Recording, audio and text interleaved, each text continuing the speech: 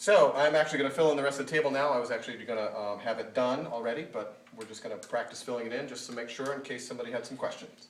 So we're looking for a number between -5 and +5, such as 0. 0 is the easiest number to use, and if you get a chance to use it, please do, use it. So let's put 0 in here. 0 subtract 5 is obviously -5, and that's a negative. 0 plus 5 is +5, obviously just a positive.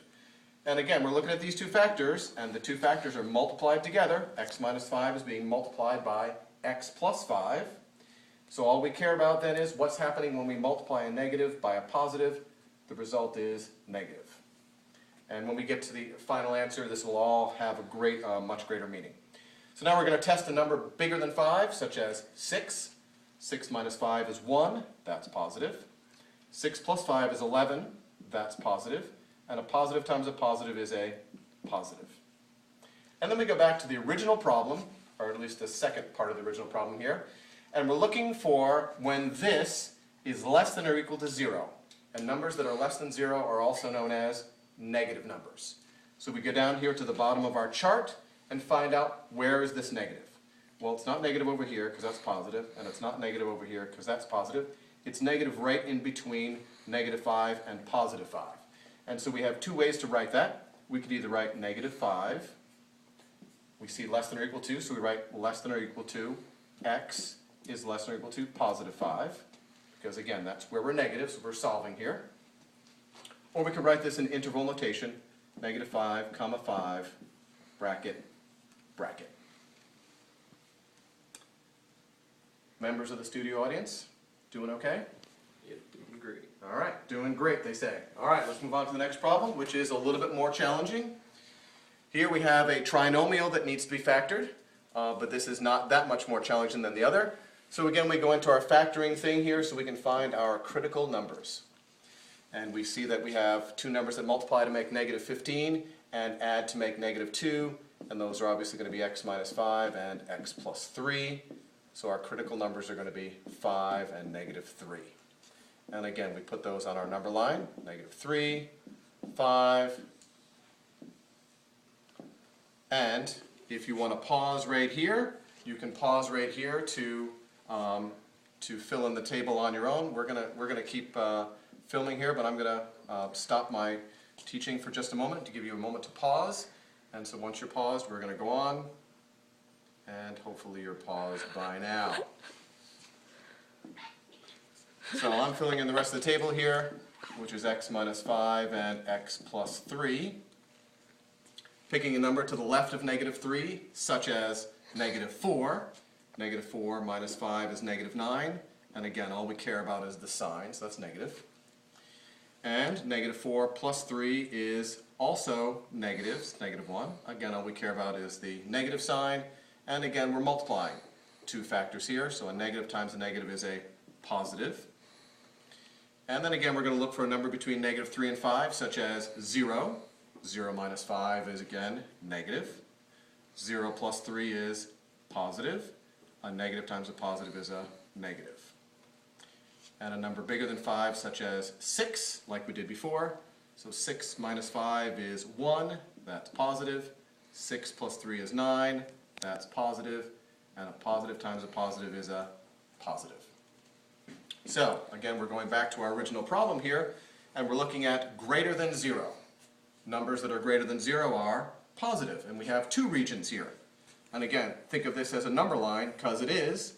And our first region over here is greater than 5, so we just have x is, as it says up here, greater than 0, so we're going to have x is greater than 5. And here we have the region that is to the left of -3, and so the way we're going to indicate that is this is x is less than -3. If these were equal to's, we would put less than or equal to and greater than or equal to. So here is our solution right there. And again, if we're doing interval notation, we would do -∞, comma -3, curvy brackets, and 5, comma infinity, curvy brackets with a union symbol. So this is an alternate way of writing the solution. Our second to last problem involves something that does not yet look like either the multiplication of two things or the division of two things.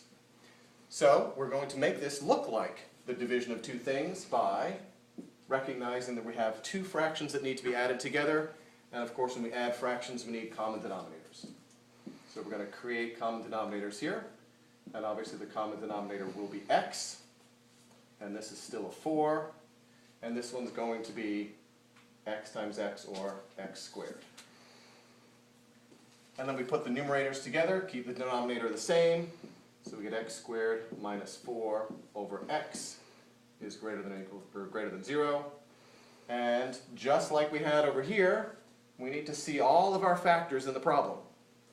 So we're going to factor the numerator. So we're going to have x plus 2, x minus 2 over x is greater than 0. And now we see that we actually have three factors: x plus 2, x minus 2 on the top, and x on the bottom. So that means we're going to get three critical numbers.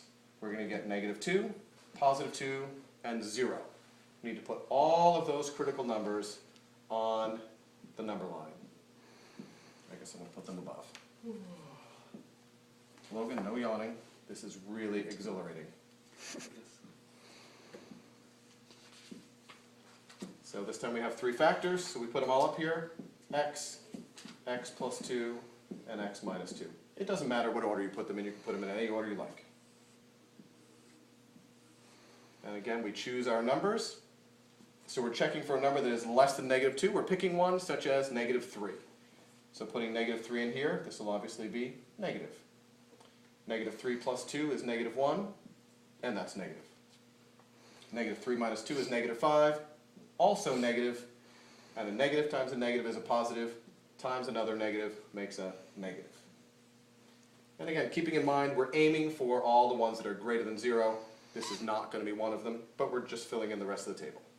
So we're looking for a number between negative 2 and 0, such as negative 1. That'll be negative there. Negative 1 plus 2 is positive 1. Negative 1 minus 2 is negative 3, so that's negative.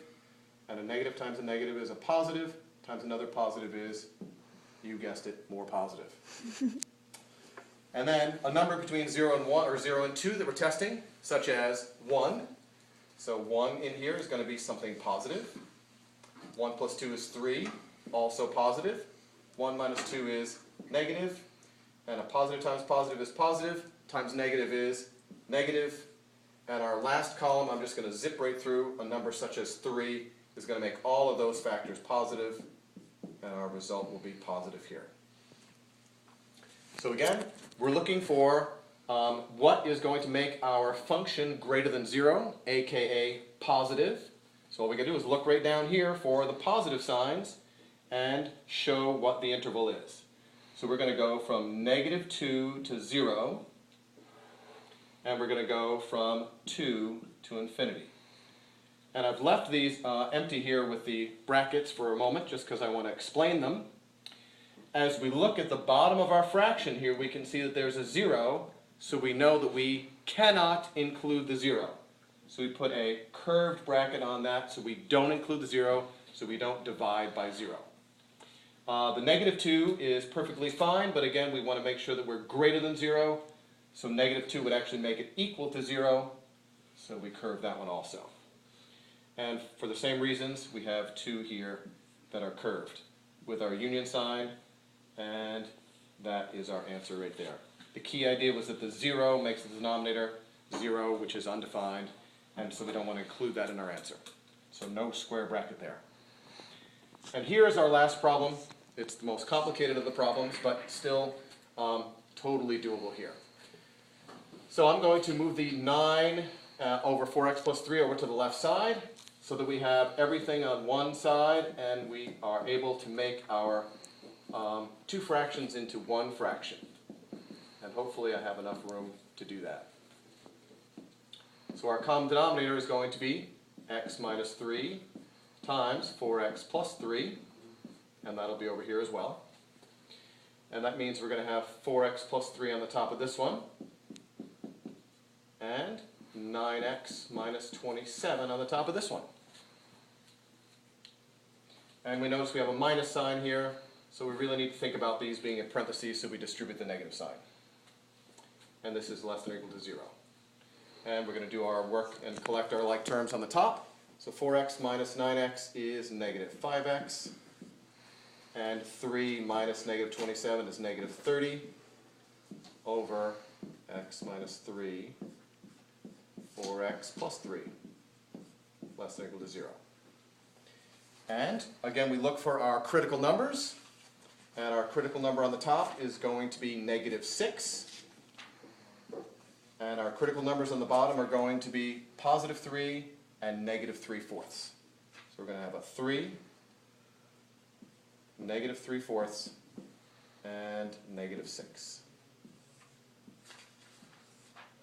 And we're going to fill in our table just as we have in the previous examples. Things are going to get a little tight right here. So this is negative 5x minus 30. X minus 3, and 4x plus 3. So again, we're choosing a number to the left of negative 6, such as negative 7. Negative 5 times negative 7 is positive 35. Minus 30 is positive 5, a positive number.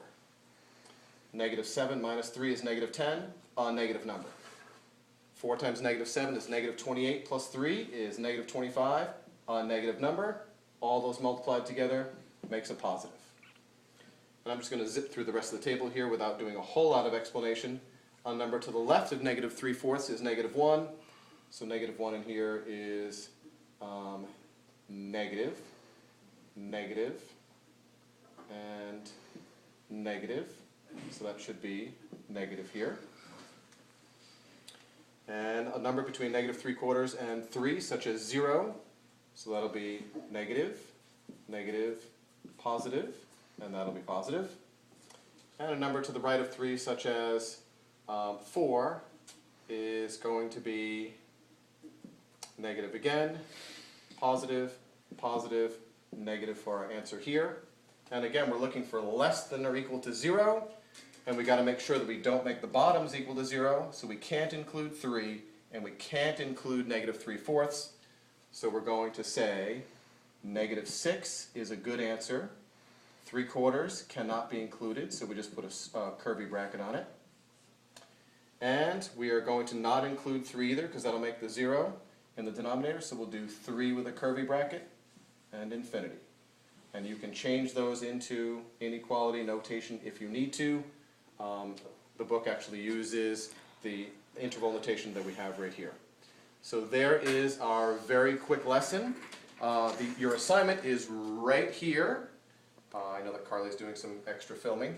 Your assignment's right here. It's page 204, the vocab, 1 through 3, 2 to 32, the evens, skipping 18 and 20, and then doing 37 to 48, all of them. Thank you again to Carly for filming, and to our studio audience, Logan and Eric, who were great at asking wonderful questions. We have other fun people in the room as well. Thanks, hope you enjoyed it. Good luck.